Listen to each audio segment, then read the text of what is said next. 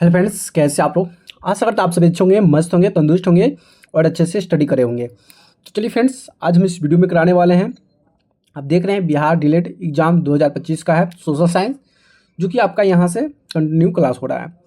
और आपको इस वीडियो में हम कराने वाले हैं भारत के पड़ोसी देश, जितने भी टॉपिक होते हैं सभी टॉपिक संक्षेप में आपका फिर ऑब्जेक्टिव होंगे, सभी मोस्ट इंपोर्टेंट क्वेश्चन कराएंगे जो कि सीधे आपको सबसे पहले यहाँ पे बात कर लेते हैं। भारत के पड़ोसी देश टॉपिक है, क्या कहता है, कैसे बनाना है, सभी चीज़ ध्यान समझिएगा।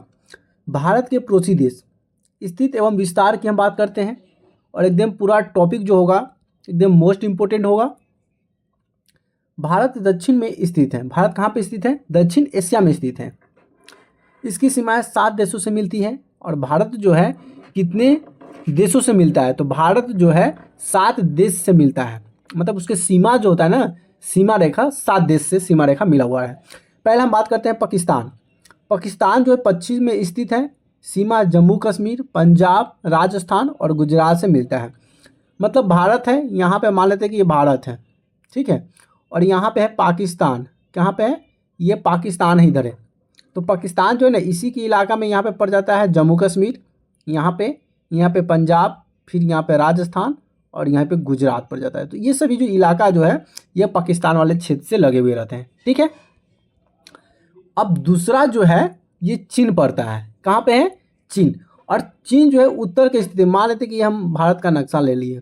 अब चीन कहाँ पे है? यहाँ पे चीन है, सॉरी चीन, फिर से थोड़ा सा बना देते हैं इसमें, चीन, ठीक है। अब चीन क्या करता है कि उत्तर में स्थित है, इधर उत्तर वाला भाग हो गया, इधर दक्षिण वाला। लद्दाख, हिमाचल प्रदेश, उत्तराखंड, सिक्किम और अरुणाचल प्रदेश में मिलता है। तो इस जो क्षेत्र होता है ना, यहाँ वाला क्षेत्र ऊपर वाला, यहीं पे आपका उत्तराखंड है, यहीं पे हिमाचल है, लद्दाख है, जो कि आपको चीन की सीमा रेखा से सटे हुए हैं। अब हम बात करते हैं, नेपाल भी है। नेपाल कहाँ पे है? तो नेपाल भी उत्तर में स्थित है, जो कि सीमा रेखा उत्तराखंड, उत्तर प्रदेश, बिहार, पश्चिम बंगाल और सिक्किम से मिलता है। अब यहाँ से जो ये भारत की जो नक्शा है, यहाँ पे नेपाल है और नेपाल जो है यहाँ से कटते हुए ऐसे फैला हुआ है, ठीक है, और ऐसे। तो ये क्षेत्र जितने भी सीमा होता है वह नेपाल से सटे हुए हैं, समझ आ गया। अब आता है भूटान। क्या है? भूटान की बात करते हैं। भूटान पूर्व में है, उत्तर पूर्व, यहाँ पे उत्तर और यहाँ पे पूर्व, यानी कि इस तरफ में है।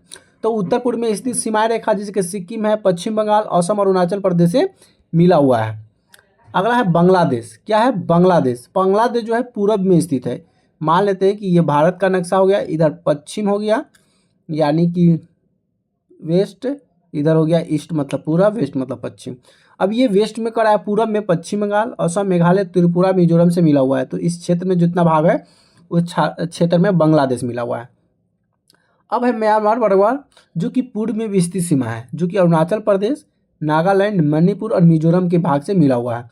तो इसके लिए एक स्पेशल जो है ना चित्रण कराएंगे, ताकि आपको और डिटेल में बढ़िया समझ में आएगा, ठीक है। चलिए, और 7वां जो भाग है, 7वां जो देश है वो है अफगानिस्तान। क्या है? अफगानिस्तान।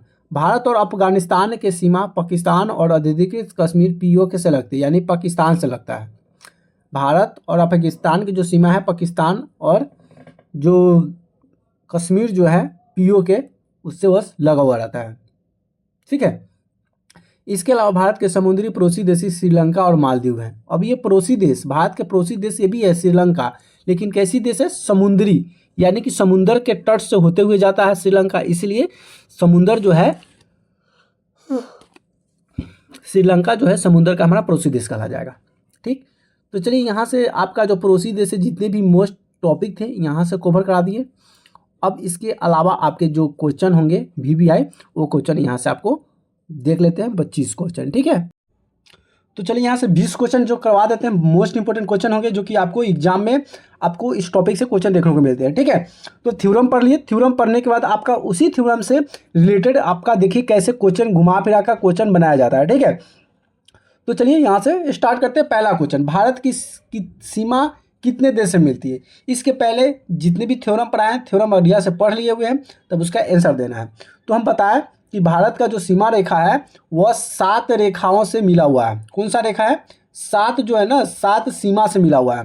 तो अगर हम सीमा की बात करेंगे तो यहाँ पे आंसर तो हमारा हो जाएगा 7, लेकिन वो 7 सीमा रेखा कौन कौन है ध्यान से समझ लीजिएगा, रिपीट हो जाता है, ठीक है।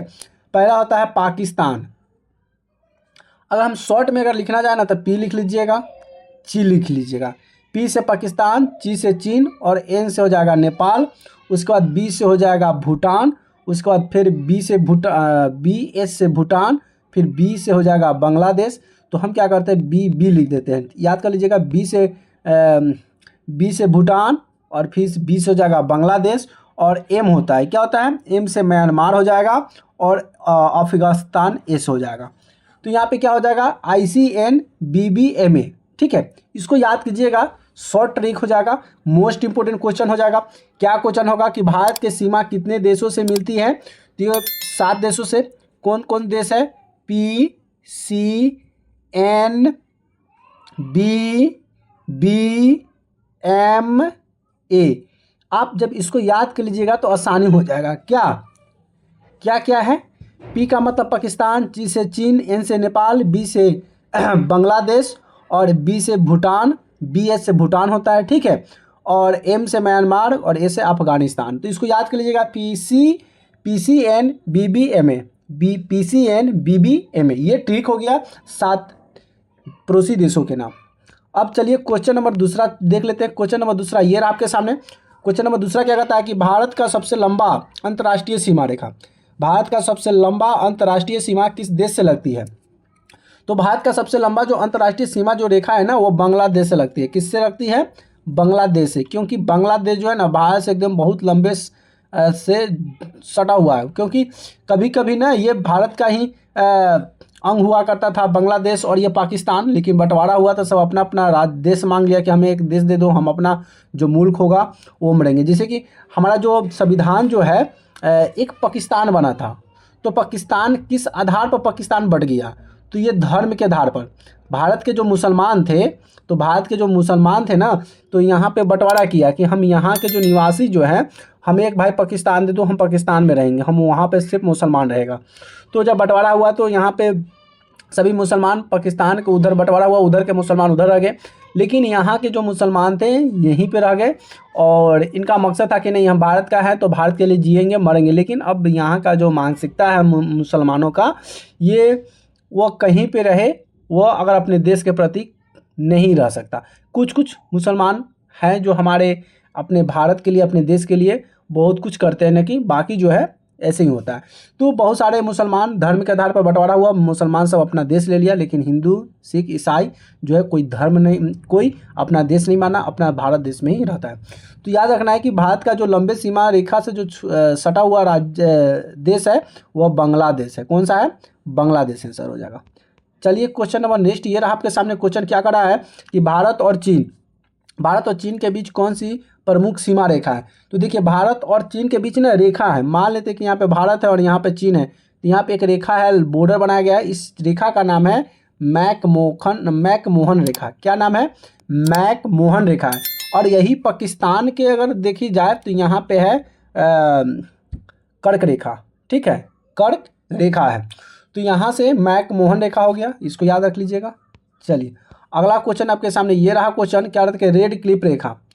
रेड क्लिप रेखा क्या है, रेड क्लिप रेखा, अच्छा सॉरी यहाँ पे कर्क रेखा मिस्टेक हो गया, रेड क्लिप रेखा क्या है। रेड क्लिप रेखा जो है किन दो देशों के बीच सीमा है, तो ये भारत और पाकिस्तान के जो बीच सीमा रेखा है इसे बोलते हैं रेड क्लिप रेखा। क्या बोलते हैं, रेड क्लिप रेखा, ठीक है। चलिए अगला क्वेश्चन देख लेते हैं। अगला क्वेश्चन ये रहा आपके सामने, क्या कहता है कि भारत और पाकिस्तान के बीच कौन सी नदी विवादित है। मतलब भारत और पाकिस्तान के बीच नदी जो है वह विवादित समझ पे आता है, वह है सिंधु नदी। कौन सी नदी है, सिंधु नदी है। चलिए नेक्स्ट क्वेश्चन देख लेते हैं। नेक्स्ट क्वेश्चन ये रहा आपके सामने।